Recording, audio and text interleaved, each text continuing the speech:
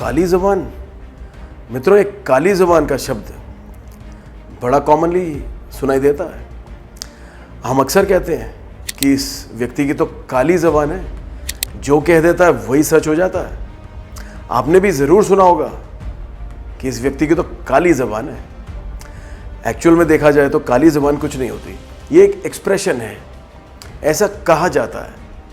और कब कहते हैं ऐसा?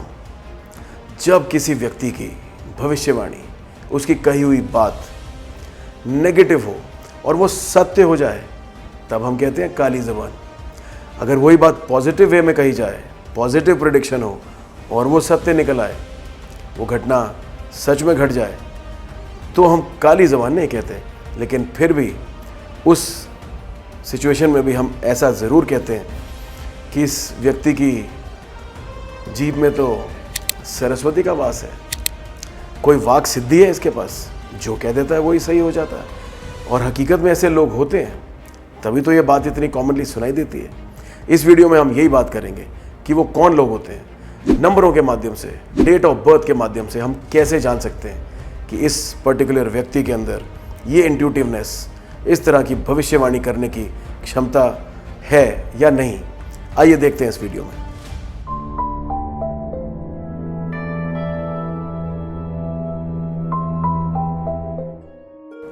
मित्रों नमस्कार, मैं हूं आपका दोस्त अनुराग और स्वागत करता हूं आपका फिर से इस चैनल में, जिसका कि नाम है लिव विद न्यूमरोलॉजी। आज का ये वीडियो बहुत इंटरेस्टिंग है, जैसा कि आपने थंबनेल में और इंट्रोडक्शन में देख ही लिया होगा। हम बात करने वाले हैं आज उन लोगों की जिन्हें वाक सिद्धि है, सरस्वती का वास है। और अगर नेगेटिव सेंस में हम बात करते हैं तो काली ज़बान का व्यक्ति कहा जाता है। जब हमारी कही हुई बातें सत्य होने लगती हैं, कब होता है ऐसा, मैं बताऊंगा इस वीडियो में आगे चल के। और स्टेप बाय स्टेप एनालिसिस करेंगे आज कि कैसे ये क्षमता बढ़ती जाती है और कौन से वो नंबर्स हैं, कौन सी डेट ऑफ बर्थ हैं, जिसे आप खुद जान पाएंगे।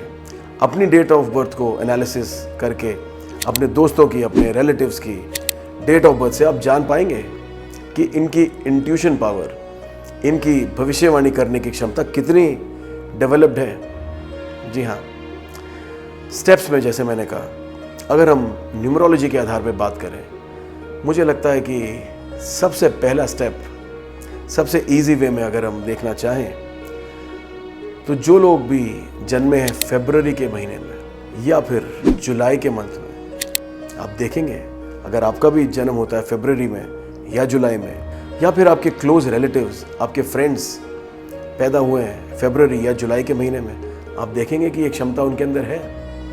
इसे वो यूज़ कर पाते हैं या नहीं, ये ऑल टुगेदर एक डिफरेंट बात है, लेकिन ये पॉसिबिलिटी, ये क्षमता लेके पैदा हुए हैं ऐसे लोग। और इन वीडियोस का ये नॉलेज शेयर करने का यही एक पर्पस होता है कि हम खुद को जान पाएँ, अपने आसपास के लोगों को, अपने रिलेटिव्स को, अपने फ्रेंड्स को बेहतर पहचान पाएँ, उनके कैरेक्टर को, उनके हिडन टैलेंट्स को। मंथ की जैसे हमने बात करी, तो क्या खास बात है फरवरी और जुलाई में? फरवरी का अगर न्यूमरोलॉजी के हिसाब से देखते हैं तो फरवरी का मंथ का नंबर आता है 2 और जुलाई का नंबर आता है 7। जी हाँ, आप समझ गए होंगे, यहाँ पे मुख्य रूप से हम बात कर रहे हैं 2 और 7 के अंक की। नंबर 2 न्यूमरोलॉजी के आधार पे चंद्रमा का नंबर है। Yes, people born in the month of February, या फिर जिनकी पहली डेट ऑफ बर्थ भी है 2, 11, 20 या 29 तारीख, they are ruled by the moon. तो चंद्रमा का प्रभाव है। चंद्रमा, जैसे मैंने पहले भी कभी अपने किसी वीडियो में कहा था, it is the nearest heavenly body to the earth. सबसे गहरा प्रभाव होता है हमारे ऊपर चंद्रमा का। जल तत्व प्रधान होता है चंद्रमा, और हमारे थॉट्स भी तो तरल होते हैं, थॉट्स फ्लो करते हैं, दे आर फ्लूइड। तो हमारे मन के भावों पर, हमारे थॉट्स पर चंद्रमा की पकड़ होती है। चंद्रमा रूल करता है मन के ऊपर। चंद्रमा मन का कारक कहा जाता है एस्ट्रोलॉजी की भाषा में। नंबर 7 से जो लोग भी ड्रिवन होते हैं, उनका रूलिंग प्लैनेट होता है केतु, आंतरिक दृष्टि का प्लैनेट।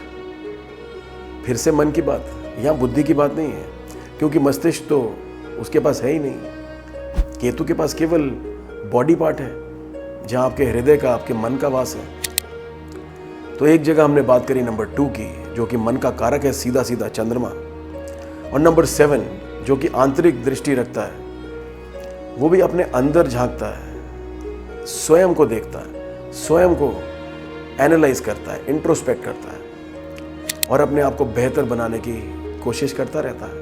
ये गुण होता है नंबर 7 वाले लोगों का। यही वो 2 नंबर हैं। अब वो चाहे आपके मंथ नंबर से आए या फिर आपकी पहली डेट ऑफ बर्थ, जैसे नंबर 2 की जब बात करी तो 2, 11, 20th और 29th।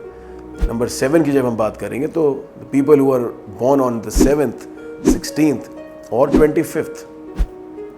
यहाँ पे 25th वाले लोगों के अंदर इंट्यूशन पावर का प्रभाव और भी बढ़ जाएगा, क्योंकि एक अतिरिक्त नंबर 2 मिल गया उन्हें।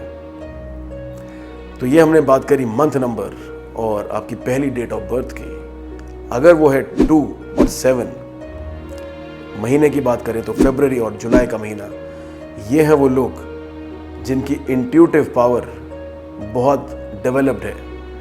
ऐसा कह सकते हैं कि वो एक गॉड गिफ्ट के रूप में इंट्यूशन को लेके पैदा हुए हैं। अब वो कितना यूज़ करते हैं इस जीवन में, ये टोटली उनके ऊपर निर्भर करेगा। डे और मंथ के बाद हमारा एक ईयर नंबर भी है।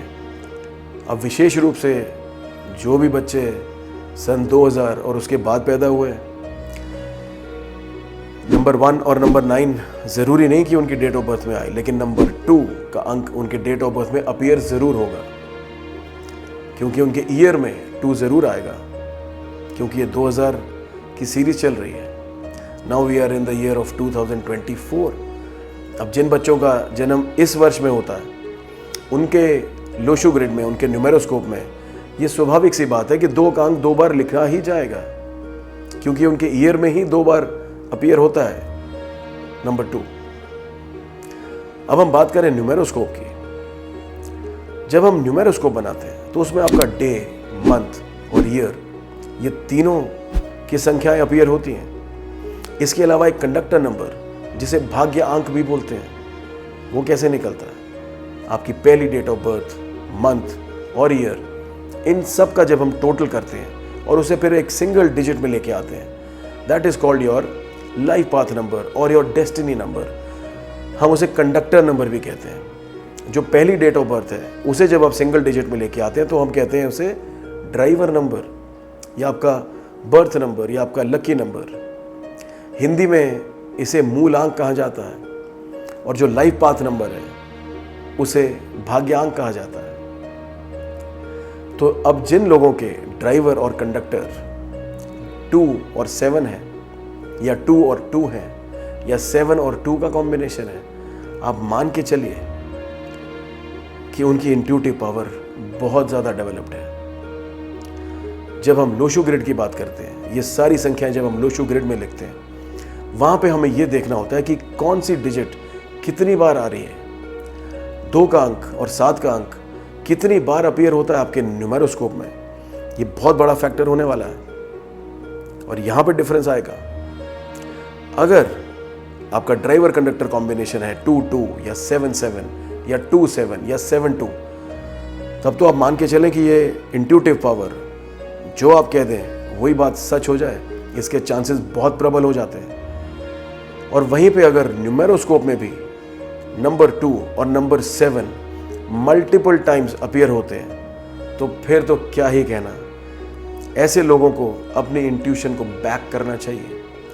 बहुत बार ऐसा होता है कि हमें एक गट फीलिंग आती है। देखिए क्या वर्ड आया, फीलिंग।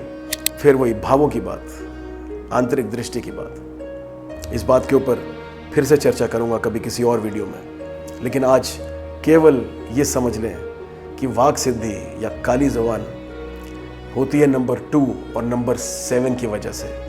ये डिजिट्स जितने ज़्यादा बार आपके न्यूमेरोस्कोप में अपीयर होते हैं, उतनी ही ज़्यादा अच्छी इंट्यूशन लेके पैदा हुए हैं आप। और आप चाहें तो इसे और पॉलिश कर सकते हैं। सबसे सरल, सबसे साधारण, सबसे पहला स्टेप इसका ये होगा कि अपनी इंट्यूशन, अपने मन की आवाज़ को सुनना सीखें और उस पर अमल करना सीखें। बहुत बार ऐसा होता है कि एक इनर वॉइस अंदर से आती है, एक गट फीलिंग हमें कुछ कहती है किसी इवेंट के बारे में, किसी ट्रैवल के बारे में, किसी घटना के बारे में, चाहे वो बिजनेस की हो या फिर पर्सनल लाइफ से जुड़ी हो, लेकिन हम नज़रअंदाज कर देते हैं, उसे इग्नोर कर देते हैं। तो जिन मित्रों के भी डेट ऑफ बर्थ में नंबर 2 और नंबर 7 का विशेष योगदान है, नंबर 2 या नंबर 7 या फिर दोनों मल्टीपल टाइम्स अपीयर होते हैं आपके लोशो ग्रिड में, आपके न्यूमेरोस्कोप में, ध्यान रखें, अपनी इंट्यूशन को बैक करें, अपनी इनर वॉइस को सुने और उसके अकॉर्डिंगली ही डिसीजन लें।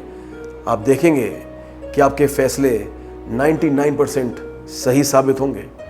आपकी इंट्यूशन आपको धोखा नहीं देगी, ज़्यादातर चांसेस तो इसी बात के हैं। तो इस वीडियो में हमने बात करी कि वाक सिद्धि या सरस्वती योग या फिर जिसे नेगेटिव सेंस में हम काली ज़ुबान कहते हैं, वो किन नंबरों से आती है और कैसे कैसे स्टेप बाय स्टेप उनका प्रभाव बढ़ता है, पहले मंथ से, फिर फर्स्ट डेट ऑफ बर्थ से, और फिर न्यूमेरोस्कोप में नंबर 2 और नंबर 7 कितनी बार आते हैं। इससे इस इंट्यूटिवनेस का विकास होता चला जाता है, उसका लेवल बढ़ता चला जाता है। और ऐसे लोगों को मैं बार बार रिपीट कर रहा हूँ, अपनी इंट्यूशन को बैक करना चाहिए और अकॉर्डिंगली फैसले लेने चाहिए। आप देखेंगे बहुत सक्सेसफुल होंगे, आपके डिसीजंस ज़्यादातर ठीक साबित होंगे। ये वीडियो आपको कैसा लगा, ये बातें कितनी अप्लाई होती हैं आपके ऊपर और आपके मित्रों के ऊपर। और हाँ, इस वीडियो में मैं ज़रूर आपसे अनुरोध करूँगा कि इस वीडियो को ज़रूर ज़्यादा से ज़्यादा शेयर करें अपने फ्रेंड्स के साथ। क्या पता कौन सा सोया हुआ टैलेंट जाग पाए इस वीडियो की वजह से। अगले वीडियो में फिर बात करूँगा किसी इंटरेस्टिंग टॉपिक की। तब तक के लिए आज्ञा दीजिए। नमस्कार।